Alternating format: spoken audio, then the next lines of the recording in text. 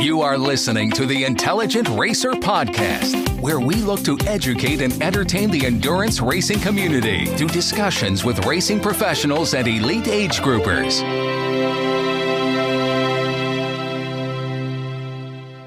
In today's episode, I speak with runner, scientific researcher, and the 2017 winner of the Comrades Marathon, Camille Herron. I hope you enjoy. Camille, welcome to the podcast. How are you doing today? Yeah, I'm doing great. Thank you for having me, Adam.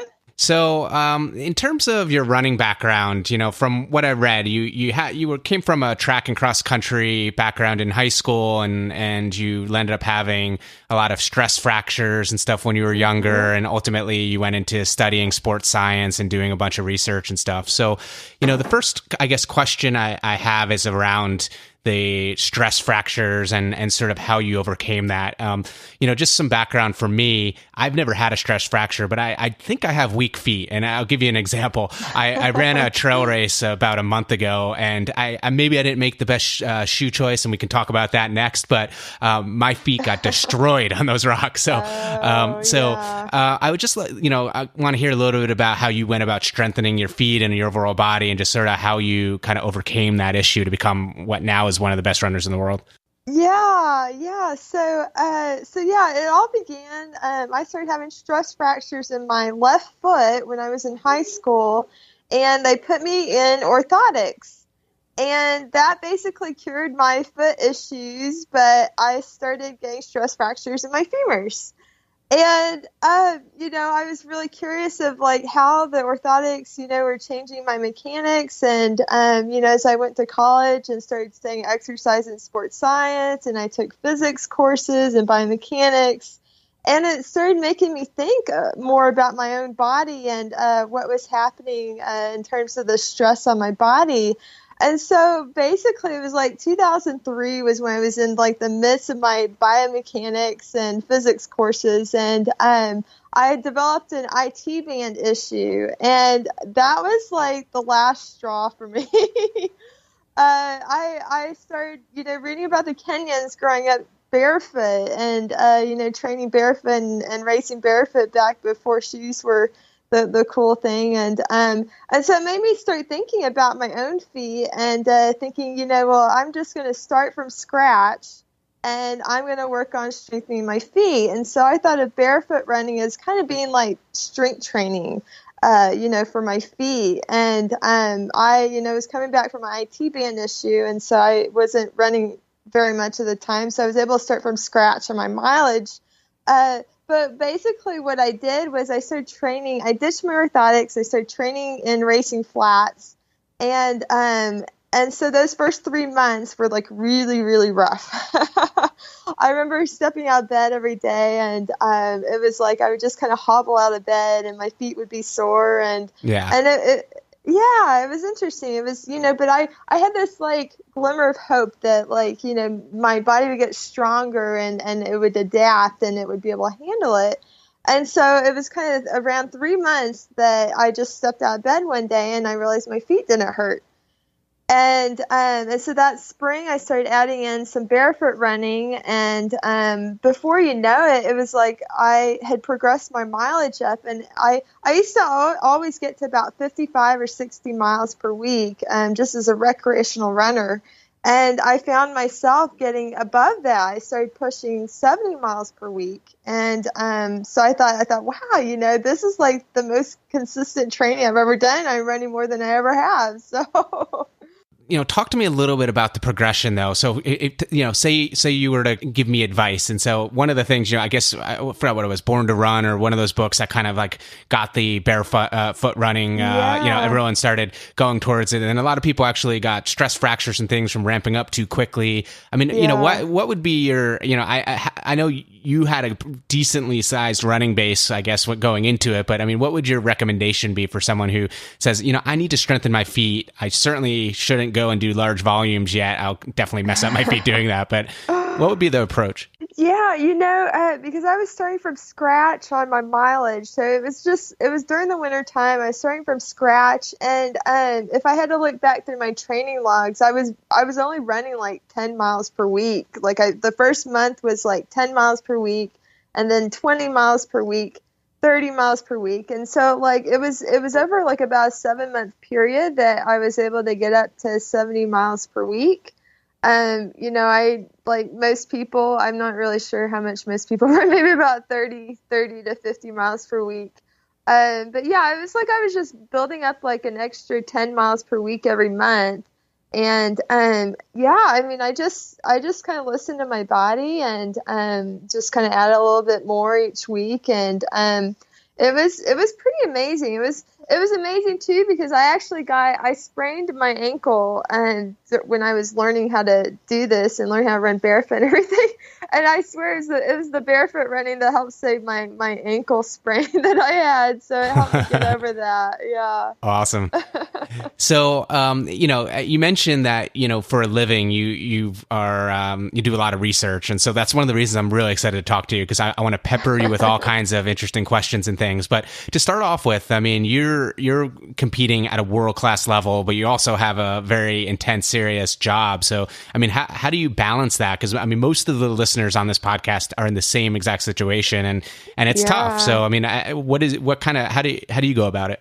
Yeah, it was really hard for me. I went back to full-time work in 2014 and so I'd had a pretty successful marathon career and I was getting back to full-time work and it was a lot of stress. Like my first year going back to work was really, really hard.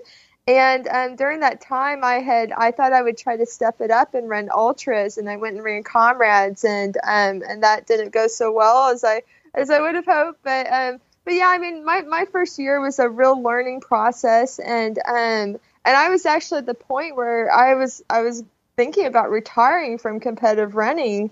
And I said, no, I'm going to give this ultra running thing another shot. And I've just got to learn how to balance my job with my running. And so I actually went to the doctor and I found out that my vitamin D level was not ideal. And it made sense to me because I had moved my runs. I was doing most of my training in the early morning time. I wasn't getting very much sun exposure. Yeah. And so...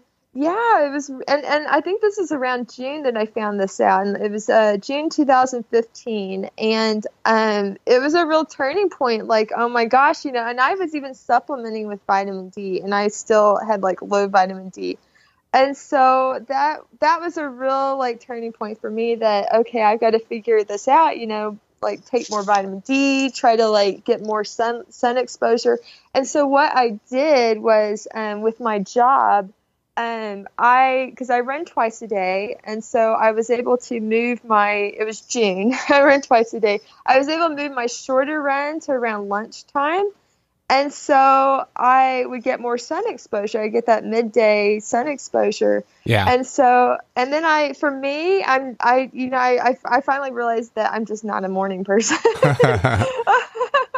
And so I moved the bulk of my training to the evening time, and so I had my shorter run at lunchtime, and then I would kind of like extend my day, so I was getting in my full hours with my job, but yeah, it just within a month of doing that, I am telling you, it made such a difference in my energy level.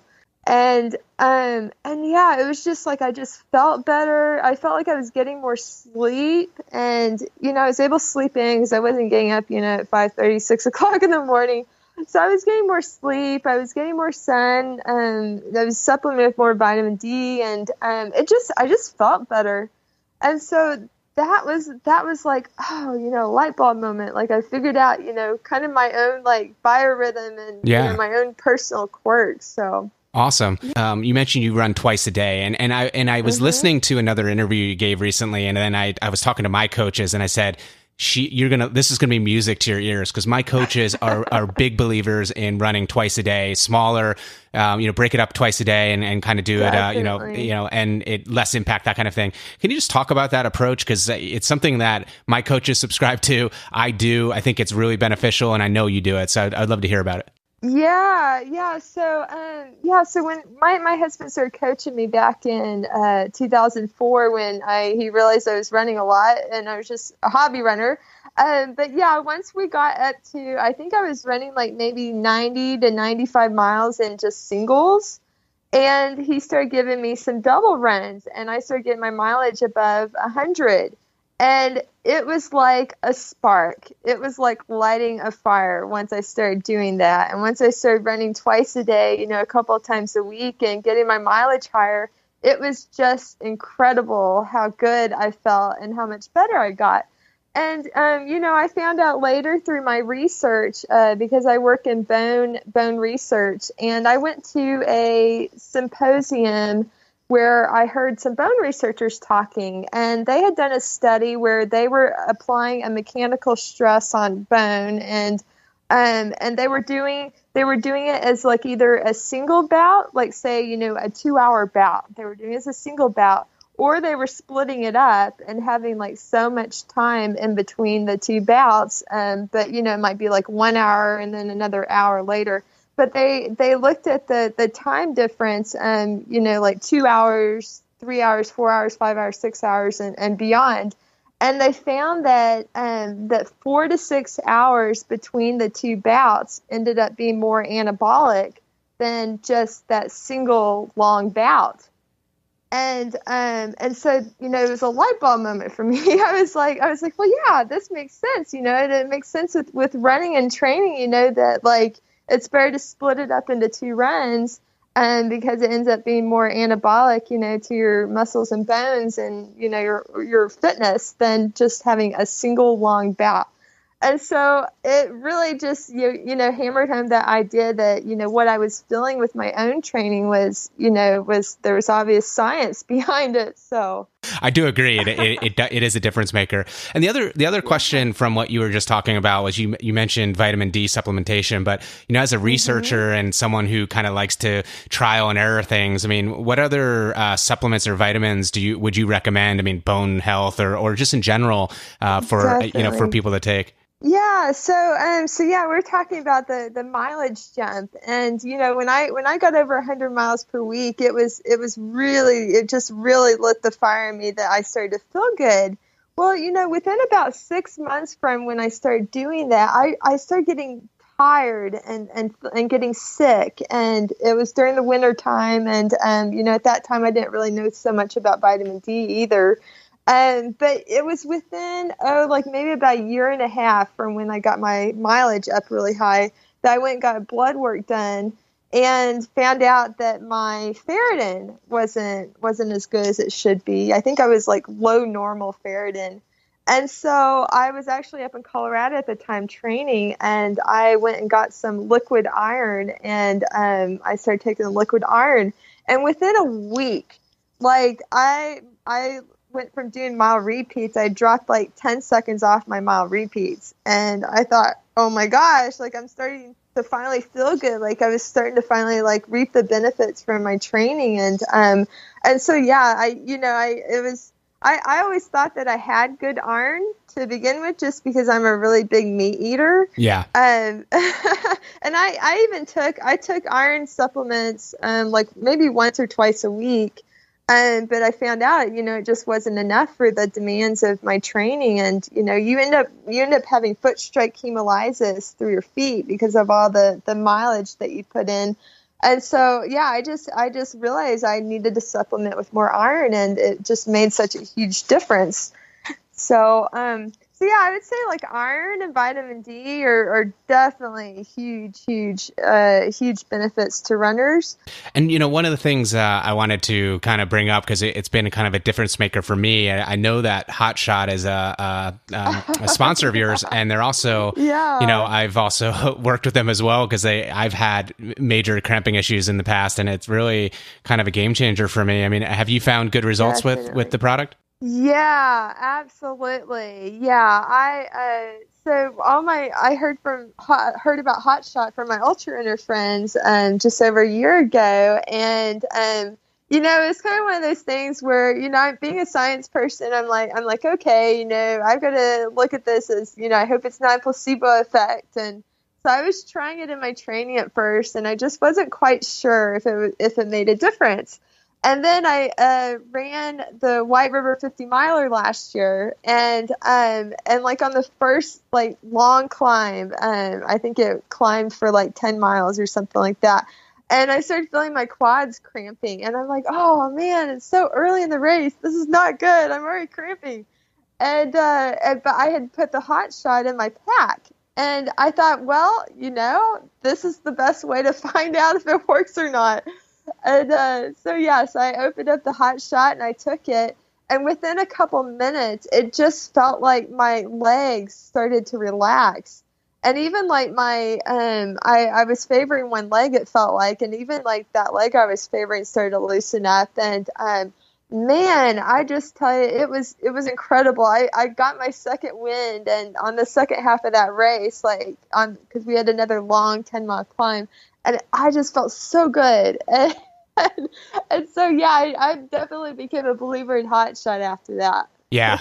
I've had similar experiences. I think the stuff really works. I don't think it's a placebo effect, and I've heard similar feedback from others. So for those who have cramping issues, I highly recommend it.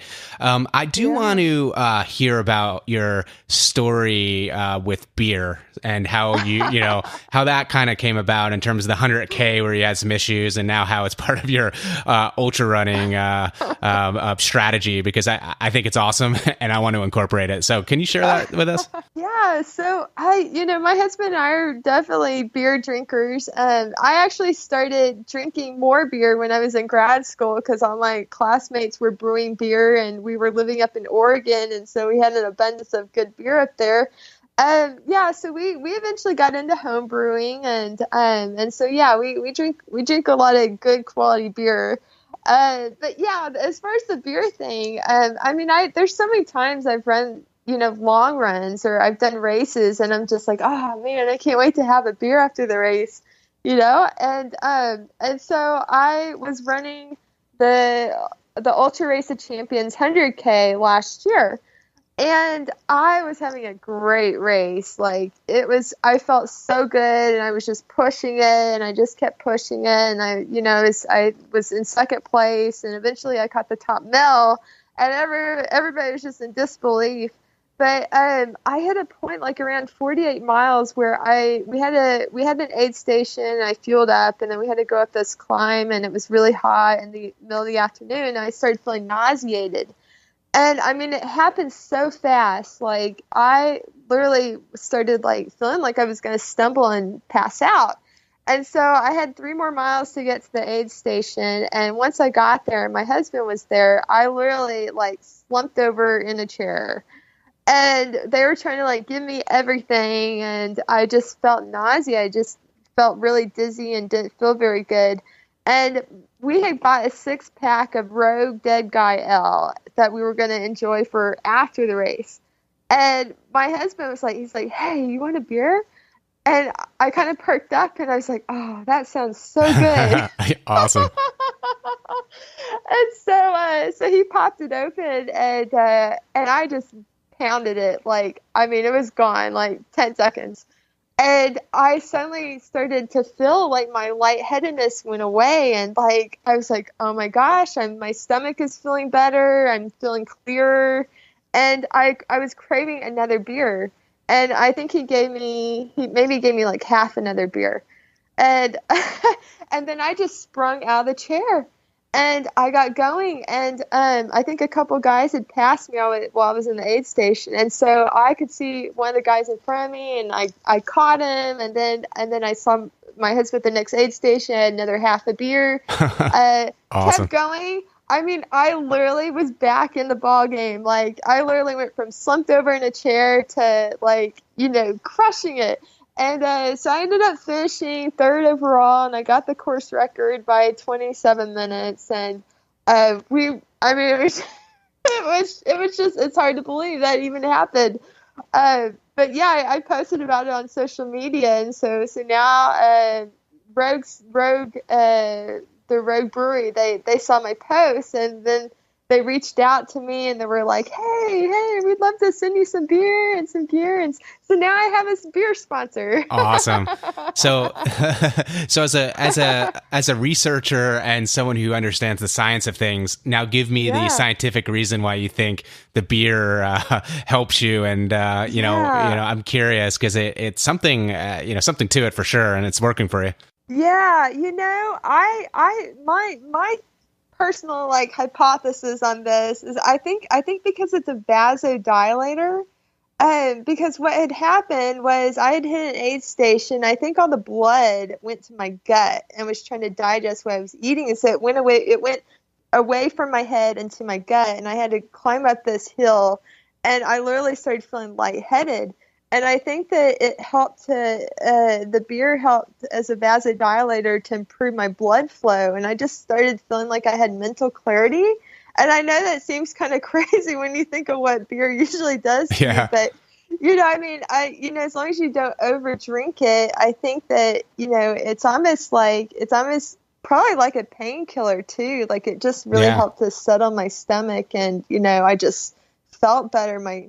So yeah, it was like I'm not someone that takes painkillers or takes any drugs, but alcohol in moderation, I think it's a pretty awesome thing. Plus it hydrates you in moderation. But yeah, if you ever drink it, you might be starting to pee like a racehorse or something.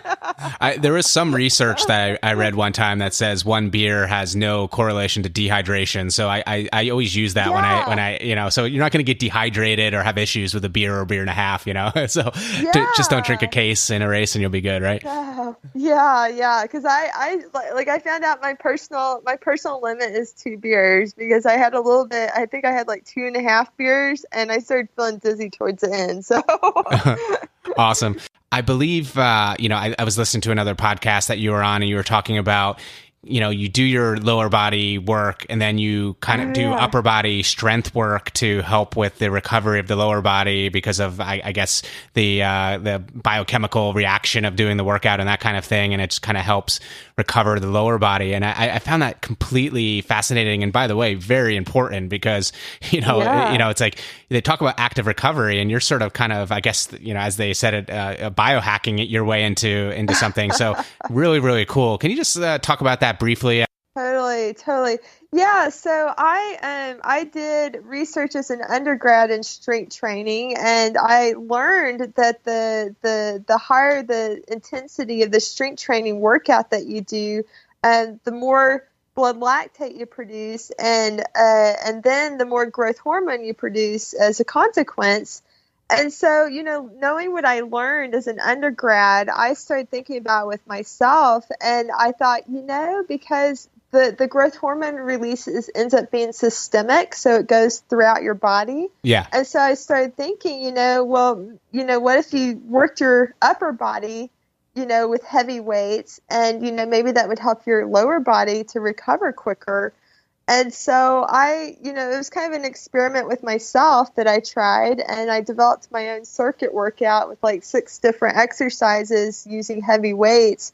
And so I would push to exhaustion, to fatigue. And so it ended up being after 6 weeks, I started to see a jump in my running fitness. And I mean, it was a major jump. It was like, holy cow, and not only did I see a jump in my running fitness, but I also saw a jump in my strength with my upper body. And so, I was able to progress my upper body and then also see that jump in my running fitness. And so I thought, holy cow, maybe this really did work as I thought it would, And so what I do now is I time it so that anytime I have an important race coming up, I'll start doing my strength training 2 months in advance. And, it was the same way with Comrades. I started doing my strength training at the beginning of April. And, 2 weeks before, within that 6-week period was when I started to see that jump in my running fitness. So. Interesting. Totally fascinating. I think I mentioned this to you in the email I sent you, but I do some swimming and swimming definitely has that resistance component. So I'm curious as to whether or not that would work in this situation or not. I don't know, but probably. Yeah. Very cool. I guess if you're doing like I don't know how intense you go with the swimming, but yeah, I mean if you're going at a pretty intense level, that I mean it may have the same kind of effect. Yeah, and how long is your strength workout like per day, like when you're in this set?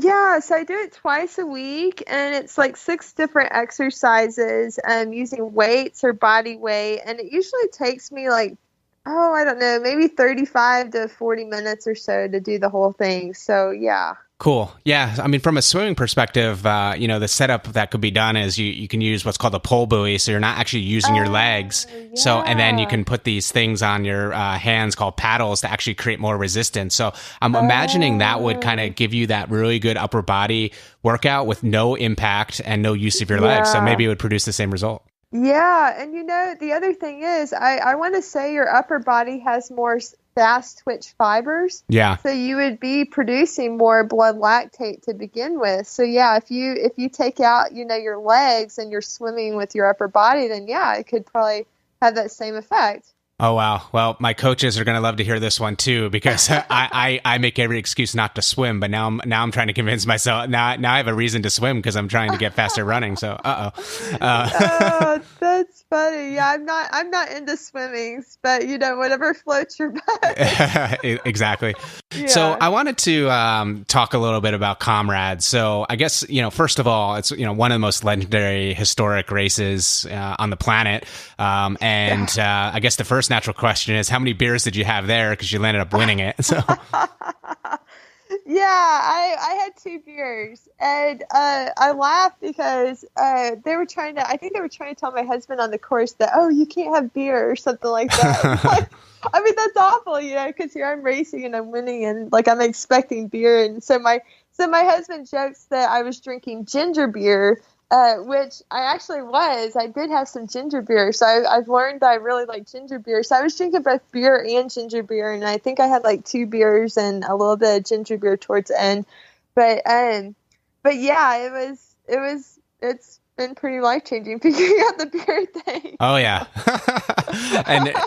and notice you had 2 and not 2.5 or 3, so you have it dialed in now. So that's key. Exactly. Yeah. Don't overdrink beer. Yeah. So in terms of the race, first of all, going into it, I mean, what were your expectations? Yeah, gosh, I tell you, my build up to Comrades was so emotional. It was so hard because I had partially torn my MCL back in mid-March at the check-in at 50K. And, I mean, it was a horrible, horrible thing to happen, right as I was about to get into the beef of my training for Comrades. And I had to take 2 weeks off, and then I started running at the beginning of April. And I think I had such a strong aerobic base behind me because I had put in like pretty consistent mileage up from like December until March. And so I think that's what helped me to be able to bounce back quickly and to be able to get back into training relatively quickly. So we had 2 months where, I was trying to still rehab my knee and work with my healthcare people and then also build up my training. But yeah, it was like I had 8 weeks of like, I have to put the hammer down. I have to be ready. And it really wasn't until about 2 weeks before the race that I do a lot of heart rate training. And so I use for 50 mile to 100K race pace, I go by 75 to 80% of max heart rate. And so I did my final like big workout that I did was, I got to gauge my pace at, 75 to 80% heart rate. And, I wasn't too far off of where I am in like peak fitness. I was probably like maybe about 15 to 20 seconds per mile off. But, 15 to 20 seconds per mile off for me is still like pretty darn fast. And so we actually hadn't even booked our plane tickets until that day. And so we, were just trying to see if my fitness was coming along and I felt good. And so after that workout, we booked our plane tickets. And I knew from that workout that I definitely had a shot to contend for the win. So So yeah, I felt really, I mean, it was a really, really hard buildup, but from about 2 weeks out, like I was starting to finally get the snap back in my legs and feel really good. So. And then at what point in the race did you kind of know that you had it? Obviously it's never over till it's over, but at what point were you kind of getting comfortable with the fact that you had this thing kind of in control?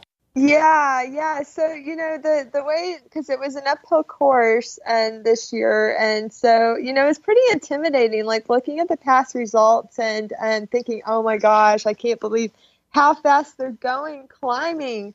And so, I had done a very specific hill session like a week and a half before. And so the hill that I've been training on was like 7 to 10% grade. And I think that is what really prepared me for all the climbing that we were going to be doing. And so, I just really got in the zone climbing that first 40K of the race. And I was fortunate, being in Africa and being in South Africa, this is the race that everybody trains for. And so I literally went from 300th place up to like the top 100. And it was incredible. I mean, it was incredible to have so many men around, like you could just feel the energy driving you up that hill. Yeah. And so it was really cool because, I just, all these men kept like, going back and I kept moving up and, probably about 50 to 70K, because the course kind of flattens out and then it's kind of rolling.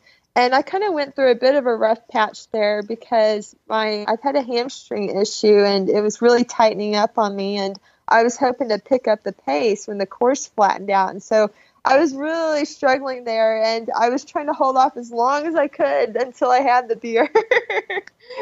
And and so I think it wasn't until maybe about 10K to go that, I was stopping more at the aid stations towards maybe the last 20 to 30K and, kind of taking my time hydrating and that sort of thing. But it was with about 10K to go that I was like, I got it.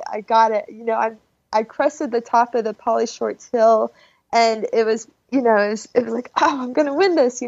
I could feel it in me. And so it was really, really exciting. And, I was just trying to hold it in and stay really calm and, hoping that nothing, the unforeseeable went wrong. And, but yeah, I don't know if you've seen the finish of the race, but yeah, they had a timing mat with an arch and before the finish line. And it's like you come into the stadium and you're running on the grass and they have this timing mat and they hand you a rose and a baton. And I thought it was the finish line. And yeah. I stopped and I'm really tired. I'm just kind of like, just trying to walk really slowly. And I go over and slap high fives and, tell everyone thank you. And it was not the finish line. And another runner finally comes up behind me and taps me on the shoulder. And he points and he's like, you got to keep going. And I had literally spent like a minute or so, like, thinking I was done. And oh my gosh, it was like the biggest adrenaline rush because I started sprinting and it was just like, oh my gosh, like it was really, but yeah, the actual finish line was much, much better. Yeah. And what, and how far behind was second place? I'm just trying to picture here what, you gave up a little bit of time, but did it make it, closer or, what was it? Yeah, I think I won by like maybe 4 minutes or something like that. Yeah. But yeah, it was like, I had a pretty large lead at halfway. And then once, I was struggling a bit with my hammy. And so I started spending more time at the aid stations. And, the second half was obviously more of a struggle. And then I had this bit of a mishap at the finish, but yeah, I had a large enough lead, fortunately, that I was able to take my time, and then the finish mishap, I was able to win, but it was an adrenaline rush through that last 200 meters. Yeah, I can imagine. So we're almost out of time here. So I guess one final question, which is what's next? I mean, what does your kind of schedule look like or calendar look like for, I mean, we're going into the end of the year now, but I mean, what is your plans for next year, next season? Any big goals set up? Yeah, I've had a bit of a disappointing summer here. I was hoping to have done well at Western States and then have bounced back and try to do Leadville. So yeah, I've had a couple of mishaps here this summer trying to run my first 100 milers, and so I still have this huge goal. Like, I really want to finish my first 100 miler. But yeah, as far as my other races this fall, I'm hoping to be able to bounce back to run Templiers in France in the middle of October. And so that's been one of my big race goals that I've had for quite a while. But then also the North Face 50 is in November, right? And then they have the Desert Solstice has like the 12-hour, 100-mile, 24-hour races. So yeah, so we'll see, what my body can handle, and I'm hoping next year I can try the trail 100 miler again and get it. Hopefully nothing goes wrong like it did this summer. But yeah, I've been trying to recover from some freak accidents. So yeah. Well, Camille, I mean, thank you so much for your time today. And I find, all these little experiments and things you do to better yourself as a runner, it's completely fascinating. So definitely write some books, do some more podcasts. You're always welcome back on here because I find it so interesting. But best of luck with the rest of your season and next season. Thank you.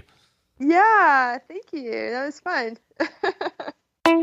Thanks for listening to the Intelligent Racer Podcast. For more information on this and other episodes, please visit www.intelligentracer.com. Also, be sure to check us out on social media, and please review us on your podcast directory. Join us next time for another edition of the Intelligent Racer.